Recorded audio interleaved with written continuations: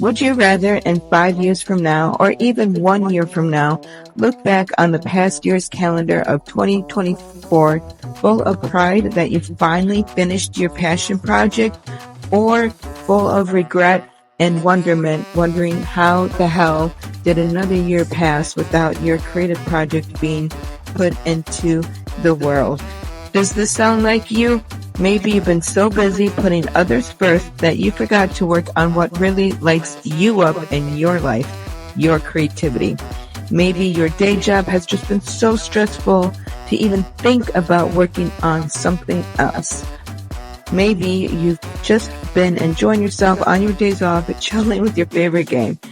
I get it. I've been there the last 6 years, and I'm totally not here to guilt trip you into working on your creative project. But rather, I'm putting my shortcoming in the spotlight because I would really truly hate the same fate for you. I don't want I'll do it next week turn into 6 years later, wondering where the hell time went and why you just can't finish your project. Or even worse, thinking that you can't do it and give up entirely. You totally deserve to have your creative dreams a reality. Creativity is like a puzzle. So how do we kickstart the creative journey without feeling overwhelmed? Start small.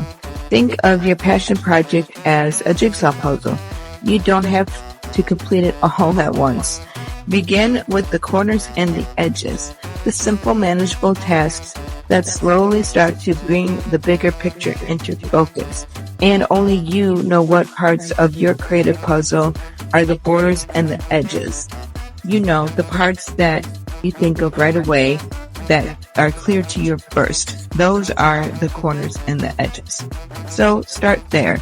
Maybe it's just dedicating 10 minutes a day to sketching ideas, brainstorming concepts, or jotting down notes. By starting small steps can build momentum and turn into significant progress over time. And as some of you might know, an object that starts in motion stays in motion. So it's all about just starting, and that can be the hardest part, to push that object forward or push yourself forward. But I bet once you get started, there's no stopping you. It's also a matter of space. You know what's really cool? It's having your own personalized creative corner. This space doesn't necessarily have to consist of a whole entire room. It could simply be a snug little nook filled with your preferred tools, coupled with some cute decor that you absolutely adore. And I totally recommend noise-canceling headphones. It is a great way to, like, even if you just sit at the kitchen table, it's a great way to really claim the space as your own, as music really helps immerse yourself in whatever creative project you're working on. This setting is simply perfect for stimulating your mind and getting those creative juices flowing. It's all about having a personal space that is solely dedicated to your project. This helps you effortlessly switch gears from your routine activities to a creative mindset. It helps train the brain that every time that you sit at that creative corner or work on that kitchen table with a specific playlist that is only for creativity, that helps train the brain that, okay, it's time to get creative again. It's a place where you can lose yourself in the creative process, momentarily forgetting about everything else that's happening around you.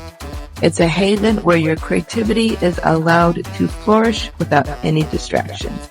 And like I was saying, that's where the headphones come in. Because I know for me personally, without music, I could get super distracted. It's perfectly okay to be imperfect. Have you ever found yourself stuck in a pattern, relentlessly pursuing that elusive perfect moment, or even worse, that ideal condition before getting started on a project or task? Well, here's a little spoiler alert for you. Perfection is nothing more than a myth. It's a construct we created in our minds that often hold us back more than it propels us forward.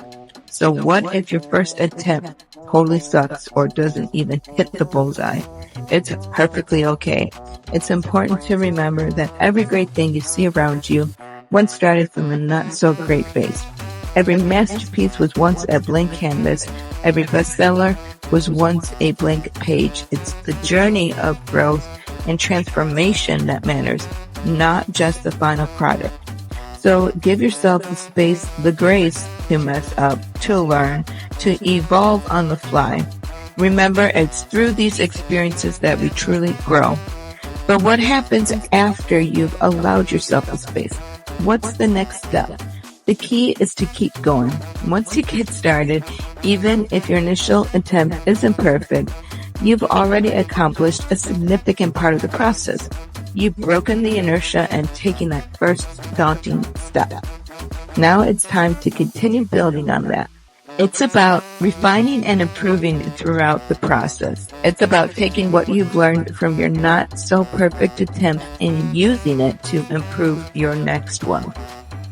This is the process that leads you to create something truly great. It's the cycle of creation, learning, and refining that leads to mastery. It's also important to note that failure is not the enemy here. In fact, it's an essential part to the process. Every failure brings with it an invaluable lesson. It points out areas where you need to improve and provides you with a clearer path forward. So don't be disheartened by failure. Embrace it, learn from it, grow with it. And throughout this journey, remember to be kind to yourself. Celebrate your small victories, no matter how insignificant they first might seem. Every step forward, no matter how small, is still progress. It's a testament to your courage to pursue your passion despite the challenges, not the lack of challenges. So let go of the myth of perfection. I'm putting myself in that category because I am still totally working on that. Instead, embrace the beauty of progress, of growth, and of constant learning. Never stop learning. Because the truth is, the journey to creating something amazing is messy. It's challenging and incredibly rewarding. So give yourself the space to learn, to mess up, and to grow.